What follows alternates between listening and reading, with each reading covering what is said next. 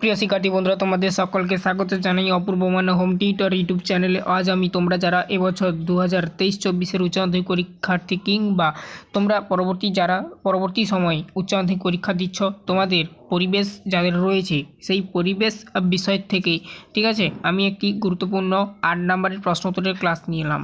মূলত বলে দিই, আমি ফার্স্ট আগে এই প্রশ্নটা আলোচনা করে দিয়েছি, জীববৈচিত্র্য বলতে কী বুঝো। এই প্রশ্নটার মান থাকে 3। তার সঙ্গে আজকের আমি যে প্রশ্নটা আলোচনা করছি, বিভিন্ন প্রকার জীববৈচিত্র্যের বর্ণনা দাও। ঠিক আছে, এটাকে আর এক প্রকার বলা হয় কি, এই প্রশ্নটাকে যে অথবা দিয়ে তোমাদের পরীক্ষায় চলে আসে জীববৈচিত্র্যের প্রকারভেদগুলি সম্পর্কে আলোচনা করো। বোঝা গেল? ওই যে অথবা দিয়ে এটাকে এবার এরকম ঘুরিয়ে দিয়ে দেয়। তো এই প্রশ্নটার মান থাকে 5। এর আগের ক্লাসে আমি একটি 3 নম্বরের প্রশ্ন আলোচনা করে দিয়েছি। আজকের আমি একটি 5 নম্বরের প্রশ্ন আলোচনা করছি, এই নিয়ে 8। ঠিক আছে, ওই প্রশ্নগুলো একসঙ্গে এরকমই আসে। এই যে জীববৈচিত্র্য বলতে কী বুঝো, তার সঙ্গে আসে বিভিন্ন প্রকার জীববৈচিত্র্যের বর্ণনা দাও, অথবা এই প্রশ্নটাকে আরেক প্রকার ঘুরিয়ে দিয়ে দেয়, জীববৈচিত্র্যের প্রকারভেদগুলি সম্পর্কে আলোচনা করো। ঠিক আছে, তো এই নিয়ে 8 নম্বর হয়। এগুলোকে কাটিং প্রশ্ন বলা হয়। তো তুমি যদি আমার চ্যানেলে নতুন হয়ে থাকো, চ্যানেলটাকে সাবস্ক্রাইব করে নেবে, বেল আইকনকে অলওয়েজ ওপেন রাখবে প্রত্যেকটি ক্লাস নোটিফিকেশন পেতে। তোমাদের বোঝার সুবিধার্থে বলে দিই, যারা ক্লাসে নতুন, তো তোমাদের এই পরিবেশ বিষয়ের দেখো 8 নম্বরের একটি প্লেলিস্ট পেয়ে যাবে। ওখানে সমস্ত প্রশ্নের নোটস আকারে আমি এরকমই ক্লাস করছি বা করে রেখেছি। পরবর্তী সময়ে যারা দেখছো তাদেরকে বলছি, তো প্লেলিস্ট লিঙ্ক এই ভিডিওর ডেসক্রিপশানে দেওয়া রয়েছে, অবশ্যই প্লেলিস্টটা চেক আউট করবে। চলো শুরু করছি ক্লাসটা। ফার্স্ট এখানে দেখো জীববৈচিত্র্যের প্রকারভেদ বলে তোমরা এরকমই একটা হেডিং করবে বা লিখবে। ঠিক আছে, এইটা। তারপরে কি লিখবে দেখো, জীববৈচিত্র্যকে মূলত 3 ভাগে ভাগ করা যায়। তাহলে জীববৈচিত্র্যকে ক ভাগে ভাগ করা যায়? মূলত 3 ভাগে ভাগ করা যায় জীববৈচিত্র্যকে। সেগুলি হলো, এবারে এরকম লিখবে। তো দেখো, ফার্স্ট 1 নাম্বার কী লিখবে, জিনগত বৈচিত্র্য। এবারে জিনগত বৈচিত্র্য এটা লিখবে 1 নম্বরে। 2 নম্বরে লিখবে প্রজাতিগত বৈচিত্র্য। তারপরে কি লিখবে, 3 নম্বরে বাস্তুতান্ত্রিক বৈচিত্র্য।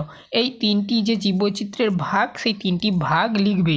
ঠিক আছে, তো তারপর দেখো, এগুলোকে এবারে আমাদের বর্ণনা করতে হবে। জিনগত বৈচিত্র্যের বর্ণনা দিতে হবে, প্রজাতিগত বৈচিত্র্যের বর্ণনা দিতে হবে, আর বাস্তুতান্ত্রিক বৈচিত্র্যের বর্ণনা দিতে হবে। ঠিক আছে, তো শুরু করছি। তো দেখতে থাকো, আর যারা খাতায় লিখতে চাইছো লিখে নিতে পারো, এছাড়া স্ক্রিনশট নিতে চাইলে নিতে পারো। দেখো, যদি কোথাও স্পেলিংগুলো মিস্টেক হয় তোমরা একটু কারেকশান করে নেবে, আমিও করে দেবো। ঠিক আছে, তো দেখো, জিনগত বৈচিত্র্য, এটিকে ইংলিশে বলা হয় জেনেটিক ডাইভার্সিটি। এই যে জিনগত বৈচিত্র্যের ইংলিশটা হচ্ছে এটাই, জেনেটিক ডাইভার্সিটি। ঠিক আছে, তো এখানে কি বলা রয়েছে দেখো, জীবকোষের নির্দিষ্ট জিনের বা সমস্ত জিনের অথবা ক্রোমোজোমের পরিবর্তনের মাধ্যমে যে প্রকরণের আবির্ভাব ঘটে তাকেই কিন্তু জিনগত জীববৈচিত্র্য বলে। এটা কিন্তু গেল জিনগত জীববৈচিত্র্যের সংজ্ঞা বা জিনগত বৈচিত্র্যের সংজ্ঞা, জেনেটিক ডাইভার্সিটির ডেফিনেশান। বোঝা গেল? জীবকোষের নির্দিষ্ট জিনের বা সমস্ত জিনের অথবা ক্রোমোজোমের পরিবর্তনের মাধ্যমে যে প্রকরণের আবির্ভাব ঘটে তাকেই কিন্তু জিনগত জীববৈচিত্র্য বলে। এবার দেখো, জীবের চারিত্রিক বৈশিষ্ট্যের জন্য জিনগত ভিত্তি দায়ী। তাহলে কী হলো, জীবের যে চারিত্রিক বৈশিষ্ট্য তার জন্য কে দায়ী না, এই জিনগত ভিত্তি দায়ী। মানে জিনগত বৈচিত্র্যটাই দায়ী, ভিত্তি মানে এখানে বৈচিত্র্যের কথা বলা হয়েছে। তারপরে দেখো, একই প্রজাতির সদস্যদের মধ্যে প্রচণ্ডভাবে জিনগত বৈচিত্র্য থাকে। তাহলে একই প্রজাতি, ধরো মানব, এটা একটা প্রজাতি, তারপরে পক্ষী, এটা একটা প্রজাতি। এরকম যে প্রজাতিগুলো, এই প্রজাতিগুলোর সদস্যদের মধ্যে কিন্তু মানব প্রজাতির মধ্যে সমস্ত মানব জাতিকেই বোঝাচ্ছে, পক্ষী প্রজাতির মধ্যে সমস্ত পক্ষীকেই বোঝাচ্ছে। ঠিক আছে, একই প্রজাতি এগুলো, এরা একই প্রজাতির সদস্যদের মধ্যে প্রচণ্ডভাবে জিনগত বৈচিত্র্য থাকে। জিনগত বৈচিত্র্যের জন্যই বিবর্তন প্রক্রিয়ার নতুন প্রজাতির আবির্ভাব ঘটে। তাহলে আমাদের যে নতুন নতুন জীবের সৃষ্টি হচ্ছে, তো এই যে সৃষ্টি হওয়ার প্রক্রিয়াটা, এটাকে কিন্তু কী বলা আছে, জিনগত বৈচিত্র্যের বিবর্তন প্রক্রিয়া। ঠিক আছে, আর এর জন্যই কিন্তু নতুন নতুন প্রজাতির আবির্ভাব হচ্ছে, মানে বিবর্তনের মাধ্যমে, আর বিবর্তনের জন্যই দায়ী কিন্তু এই জিনগত বৈচিত্র্য। তো এটাই বলা রয়েছে, এরকমই ব্যাখ্যা করা রয়েছে। বোঝা গেল আশা করি। তারপরে দেখো, দ্বিতীয় নম্বর পয়েন্ট তোমরা যেটা করবে, প্রজাতিগত বৈচিত্র্য। আগের যেটা আমি দেখিয়েছিলাম 1, 2, 3 করে ভাগগুলো, তো এটাকে ইংলিশে বলা হয় কি, স্পিসিস ডাইভার্সিটি। কী বলা হয়? Species diversity. ডাইভার্সিটি এর ইংলিশটা প্রজাতিগত বৈচিত্র্যের। তো এখানে দেখো কী লিখবে, একটি নির্দিষ্ট অঞ্চলে বর্তমান উদ্ভিদ প্রাণী ও অনুবীক্ষণিক জীবদের সকল প্রকারের প্রজাতিকেই একত্রে প্রজাতি বৈচিত্র্য বলে, যাকে কিন্তু ইংলিশে বলা হয় স্পিসিস ডাইভার্সিটি। এটা কিন্তু গেল কি প্রজাতিগত বৈচিত্র্যের সংজ্ঞা, অর্থাৎ স্পিসিস ডাইভার্সিটির ডেফিনেশান।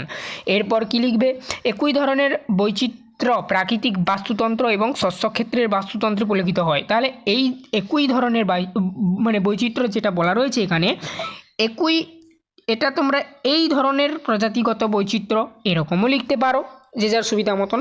তো আমি এখানে দিয়েছি একই ধরনের, ঠিক আছে, শুনতে একটু ভালো লাগে। তো একই ধরনের বৈচিত্র্য প্রাকৃতিক বাস্তুতন্ত্র এবং শস্যক্ষেত্রে ঠিক আছে পরিলক্ষিত হয়, মানে লক্ষ্য করা যায়। তারপর দেখো নেক্সট, কোনো কোনো অঞ্চলের প্রজাতি প্রাচুর্য অন্য অঞ্চলের থেকে বেশি হয়, ঠিক আছে, কোথাও কোথাও কিন্তু প্রজাতি বৈচিত্র্যটা অন্যান্য যে সকল অঞ্চলের প্রজাতি বৈচিত্র্য রয়েছে তার থেকে বেশি, এটাই বলা রয়েছে।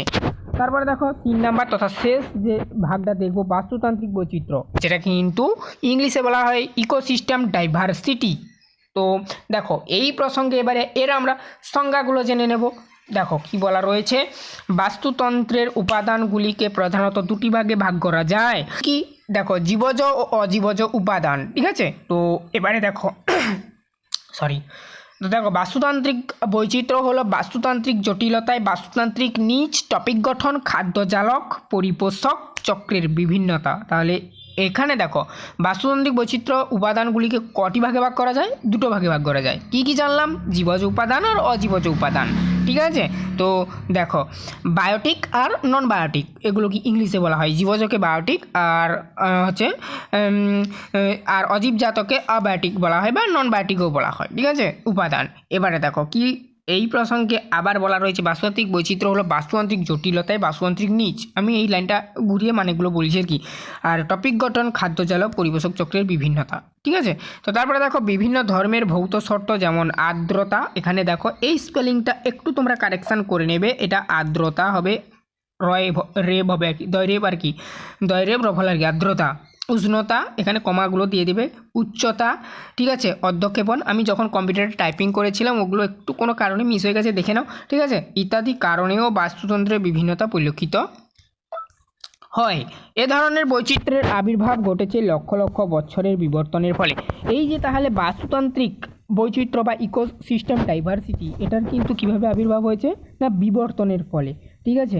তো দেখো এই ধরনের বৈচিত্র্যের বিন্যাস সাধনে বাস্তুতান্ত্রিক ভারসাম্য বিঘ্নিত হয়। তাহলে কি হলো, এই যে ইকোসিস্টেমটা যদি বিঘ্নিত হয়, ধরো আজকের আমি কোনো একটা প্রাণীকে হত্যা করছি দিনের পর দিন, ধরো আমরা সাপ প্রচুর পরিমাণে হত্যা করি, সাপটাকে যদি আমরা হত্যা করতে থাকি তাহলে সাপের যে পরিমাণটা সেটা কমতে থাকবে, ঠিক আছে। তাহলে কি হবে, ইকোসিস্টেম বিঘ্নিত হবে। কেন, আমি এখানে যদি তোমরা ইকোসিস্টেমের ছকটা ভালো করে পড়ে রাখবে, ঠিক আছে।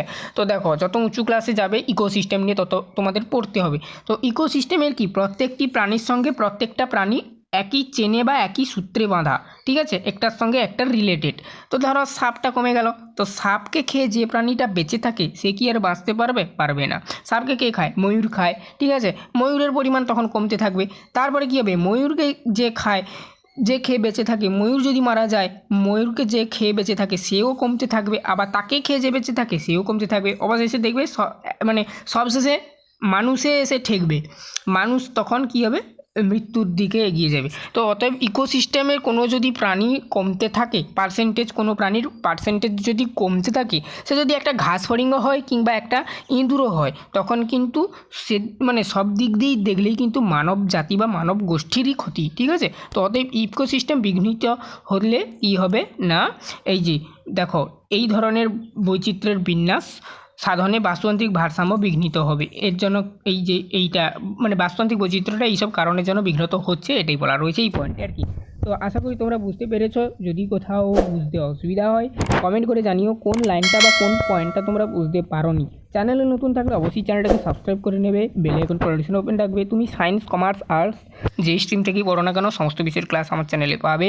চ্যানেলে ভিজিট করে ক্লাসগুলো দেখবে, বা এছাড়া বেল আইকনটাকে নোটিফিকেশন ওপেন রাখবে, চ্যানেলটাকে সাবস্ক্রাইব করে। যারা যারা নতুন তাদেরকে প্রত্যেককেই রিকোয়েস্ট করছি। আর কলেজ অবধি তোমরা এরকমই সমস্ত বিষয়ের সায়েন্স, কমার্স, আর্টসের ক্লাস পাবে। এছাড়া তোমরা বিভিন্ন রকমের সরকারি চাকরি পরীক্ষা প্রস্তুতি নিতে পারবে। আর এই ভিডিও ক্লাসটা বন্ধুদের মধ্যে অবশ্যই শেয়ার করবে যাতে তার উপকার হয়। আজই অবধি সবাই ভালো থেকো, দেখা হবে নেক্সট ভিডিওতে।